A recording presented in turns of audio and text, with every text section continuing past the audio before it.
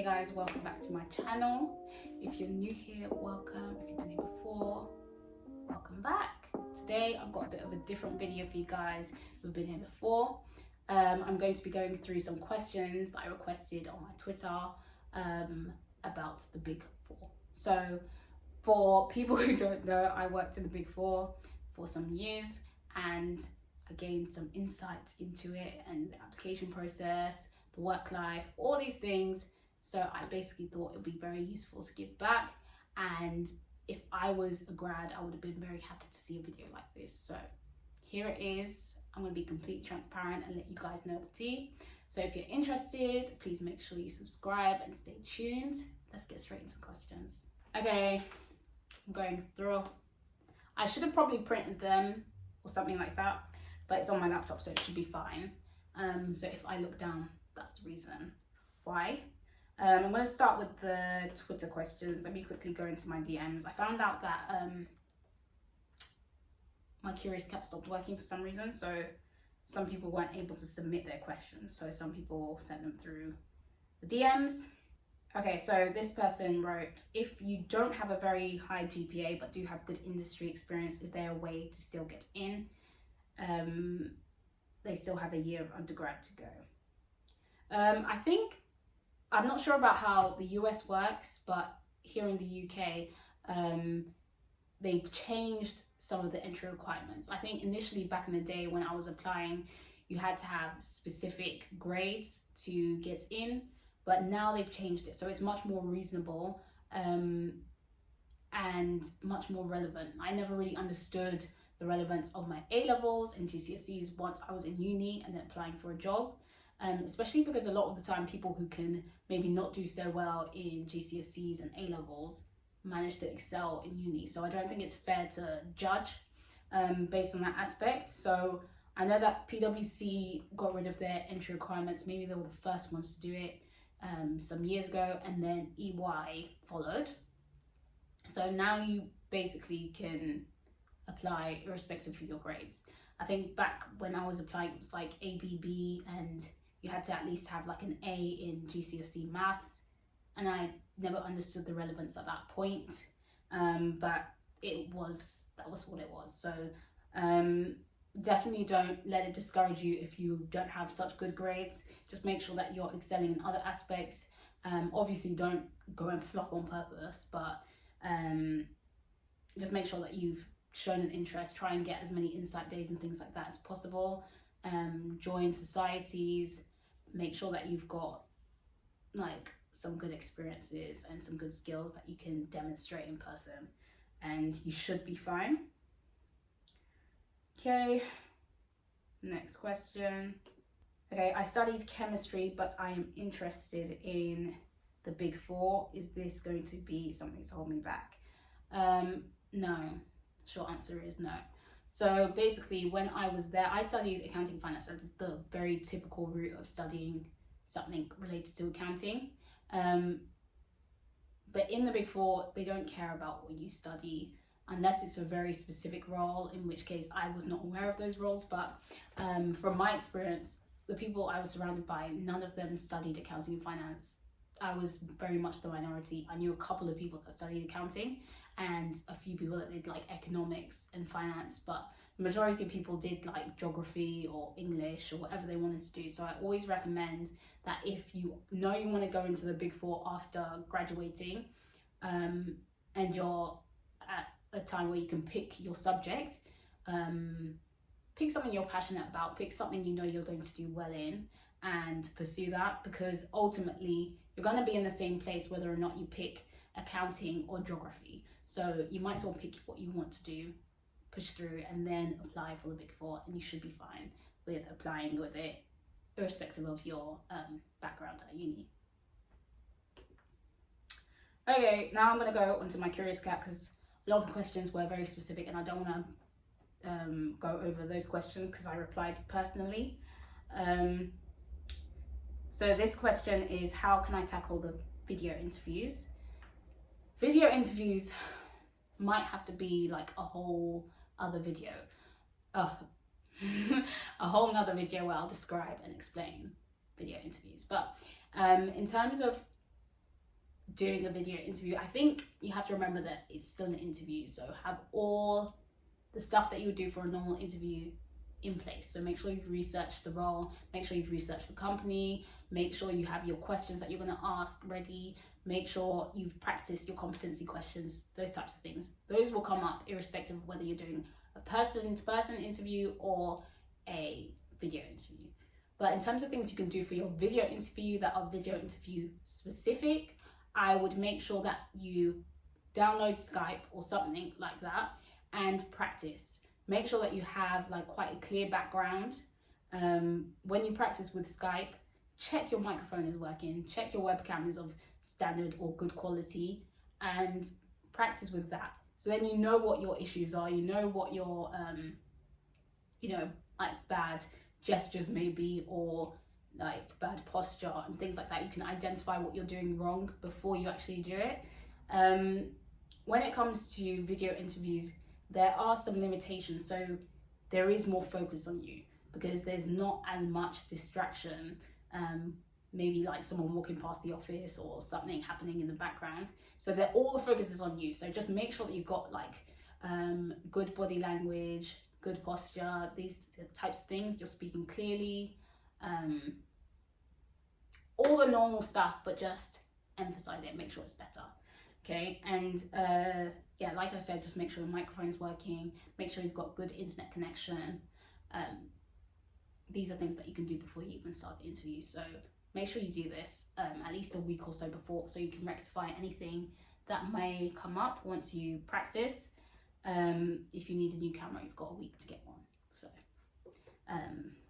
yeah, I'd recommend those things. I know that it's becoming much more common, the video interview process, due to the whole environment we're in right now. So it might become the new normal. So just make sure that you've invested in these things as you're going to be applying. Okay, next question. I promise I'm not sad. I don't know why I sighed like that, but do you have a work-life balance? This is a very interesting question because depending on who you ask, you will get a different answer. Now, I no longer work for the Big Four for a lot of reasons, but for one of the reasons I had was that I didn't have much of a work-life balance, just because there were a lot of commitments that I had outside of work and I found it difficult to manage. Now, other people found it quite well to manage, quite easy to manage. I just didn't have that experience. So it just really depends on the person, depends on what your portfolio is like, what clients you have, how big your teams are, and then what time of the year it is. So a lot of the time in the summertime, you won't have as much work just because there's a lot of downtime and there's just not much work to do. But during like January to April-ish, it's busy season, so you will be working ridiculous hours. It is what it is. It's the end of the year, and people will be submitting their like statutory accounts. So a lot of the time you will be working long hours during that period. So it depends. Yeah, work-life balance, there's not going to be much. It depends, again, if you're doing like away jobs. A lot of the time I had some away jobs during busy season. So in terms of having a life balance, it's quite limited because I was away from Monday to Friday.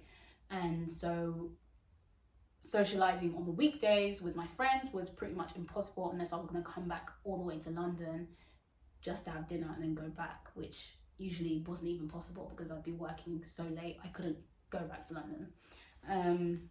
So yeah, it depends on the person, depends on so many different factors. So I can't really answer that for anyone else. But for me, I didn't have much of a work-life balance. It was majorly work. What's the culture like working for the Big Four? Culture like the culture working for the Big Four. Okay, I'm going to say it is pretty similar across the Big Four. I'm not sure if you're asking specifically for one of the Big Four, or I'm not sure. I worked in 2 of the Big Four, and I can say I did like an internship in one for like a month and a half, and then I did an internship in another, and then the grad scheme. But pretty much they're pretty much in terms of culture quite similar. So very fast paced, very much a collaborative type environment, quality based, definitely a lot of like pushing for innovation and efficiency. And that's across the board, in my opinion. I know they try to like differentiate themselves, but you have to think about how much people make up the culture of a company. And when you think about like grads and applicants, a lot of the time people who apply for like EY would apply for PwC. People who apply for KPMG would apply for Deloitte. So you're getting pretty much the same type of people in both companies. So you have similar type of people in the companies, similar type of work they're doing. The culture is going to end up being quite similar. And I've made it quite basic, but in my experience, that's what it was. So yeah, the culture is pretty much the same across the big four. You won't see much of a difference. It wouldn't be a reason why I differentiate or make a decision based on solely culture, because they're quite similar. And then they also asked any tips on standing out during the application process. In terms of application process, it's quite difficult because if it's anything like what I remember when I was applying, it's literally just a form and you put in your experience, put in your grades, put in your uni. In which case, a lot of the time there's not much room for standing out. So I do feel like it's more about how you can show that you stand out. So there's things that you can do, obviously attending insight days, taking up shadowing opportunities, things like that will show that you have an established relationship with the company and you kind of are identified as someone who stands out in that aspect. But there are other things you can do if you haven't had those opportunities, maybe by like joining an accounting society. I don't know if they exist. Join like societies that are related to what you want to do, doing research on these things, just basically getting involved in what you plan on pursuing essentially, and being proactive about it. And that, I guess, is how you can stand out. But in my opinion, the only way you can really stand out is once you're doing like face-to-face interviews, video interviews, telephone interviews, those types of things, because that's when they see your personality and can differentiate you between like the rest of the people. Because ultimately the people that are going to be applying for these firms are pretty much all capable people. So it's quite difficult from a piece of paper to identify who's best. So I think the most easy way to shine is once you're actually doing like interviews and stuff like that. My throat is mad dry, honestly. Like, I can't do interviews. I can't do these things. Okay. What's the studying to work ratio? Okay, so it depends. Again, every single question, it depends. In regards to your first year, okay, I'll go over the first year slightly. So first year, at least in the UK, you will be working for like a couple of weeks and then you go straight into exams. So these are the first exams where they're like really basic, straightforward exams and they're all on the computer. I think it's multiple choice. Yeah, those exams are multiple choice. So at that point, you don't actually have much time to study. You literally just go into college and then you sit the exams. And you're not doing that much work anyway, as you're a first year, so you're not working that much. But by the time you get to second year, third year, then you are actually working and studying at the same time. But it just depends on how you set out your time. So some people would, by the time you get to second year, let me reel it back a bit, but by the time you get to second year, the way in which they set out the exams is, like I said before, the summertime happens to be like the more calm period, whereby there's not as much work for clients due. So a lot of the companies will just do the bulk of exams during summer, where they don't actually need the seniors and they don't need the second years to be working. So you sit your exams in the summertime. you're in college for a couple of weeks, then you sit your exams, and then you're in college again for a couple of weeks, and then you sit your exams again. So you do like 2 sets in each, well, in second year, and then I think it's just the 1 set in my company, at least in third year, that you do in summertime. So in between, you do have some time where you'll be working. Some people choose to take that time off. Some people choose to continue working because they like to have something to do. For me, I think the first time I didn't take time off. The second time I took time off, just because I didn't want to risk failing anything. So again, it depends on the person and how you split up your time. For some people, they don't have the opportunity to take time off just because they've got clients, which may have a different year end or something like that. Or they may have like reviews and stuff like that need to be submitted. So it just depends on your portfolio and whether or not you choose to take time off as to the working to studying ratio. But I will say that if you choose to work at the same time, it is very difficult, and I really struggled with it. Obviously, you only have the time that you're not working to study, and for me, I was working quite long hours, and I was commuting to outside of London every single day. So when you come back at like 9 o'clock, you eat, and then you have to start studying, and then you have to bear in mind that you're going back to work and have to be in the office at like 9. And by the office, I mean outside of London. So you're literally waking up so early to get to outside of London, and then you're studying. It's actually very difficult. You only get home at like 9, and then you have to study, eat, shower, whatever you do, have your like wind down time. It's quite difficult. So for me, the ratio was poor. The ratio was difficult, but the exams aren't for the whole year, so it was okay. It was manageable. Next question is tips for working in the tax sector. I have no tips working in the tax sector because I didn't work in the tax sector, unfortunately, so I don't really know much about it. Yeah, sorry about that, don't know. And then next question, is there an it employers look for? I think I've kind of glossed over this slightly. There's no particular it, like they look at someone and they're like, you're it. No, they have like general things that they look for. So obviously they're looking for someone who's hardworking. Obviously they're looking for someone who is proactive, someone who takes initiative, someone who is a team player, someone who has leadership skills. They look for these types of generic things. And it's also about whether or not you fit into the company or are perceived to fit into the company and will work, whether your skills and qualities will complement the service line that you're going into. Now, if you're someone who is very, very timid and cannot present and cannot deliver messages, then consulting would probably not be the best area for you, and you might not get the role unless you can prove that you can demonstrate these skills and qualities that you may have. These are the types of things where you have to think about, okay, service line, does it work? Obviously in audit, you may not be doing as much presenting. Obviously you still have to interact with the client and stuff like that. But in terms of you presenting, your skills aren't as important as if you're working in advisory, for example.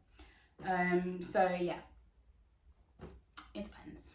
I feel like all my answers are, it depends, but I've given you some pinpoints that you can latch onto. And then final question is, do you ever or did you ever have imposter syndrome? So imposter syndrome, let's get the definition because I don't want to get this wrong. It's essentially like when you feel like a fraud or you don't belong somewhere because you kind of doubt your skills. So I'm going to quickly search it. Okay, so imposter syndrome is a psychological pattern in which one doubts one's accomplishments and has persistent internalized fear of being exposed as a fraud. Did I have or do I have imposter syndrome? I think I had imposter syndrome. I don't think I have it currently. I think way back when I started, at least in the initial few weeks, I felt as though a lot of the people were very much like really smart, had similar backgrounds, looked the same, like similar demographic. And I did feel like I was a bit out of my depth, like I wasn't ever going to fit in with these people. And I don't feel like I ever did, but that's beyond the point. But it did kind of discourage me a little bit initially, because I felt like, okay, so where do I fit in here? But over time, like once we started doing exams and stuff like that, I started becoming more confident, just because I didn't struggle as much as I thought I would with exams, at least the initial exams. And seeing that everyone had a similar struggle, and everyone was quite similar in that aspect, as in like how nervous they were and stuff like that, it made me feel much more comfortable. And over time, I just felt better about me being there. And once I made my friends and stuff like that, I felt calm, like it was all good. But initially I definitely felt like, mate, I shouldn't be here, like why am I here? But yeah, over time I realized that if I wasn't capable, I wouldn't have been there. Essentially, I did the application process just as much as everyone else. I passed the tests. Like, there was a reason that I was there. So once I started doing the exams, once I started working, I started to feel more comfortable and realize that yes, I should be here and I shouldn't feel like I don't belong. And over time, yeah, I felt comfortable. So I think that's the last question.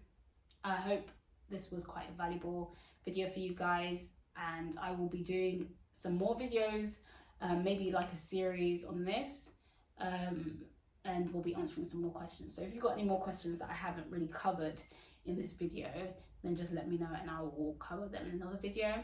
And if there's anything you would like to know, maybe I can message you guys or whatever and help you. But thanks so much for watching, and I will see you in my next video.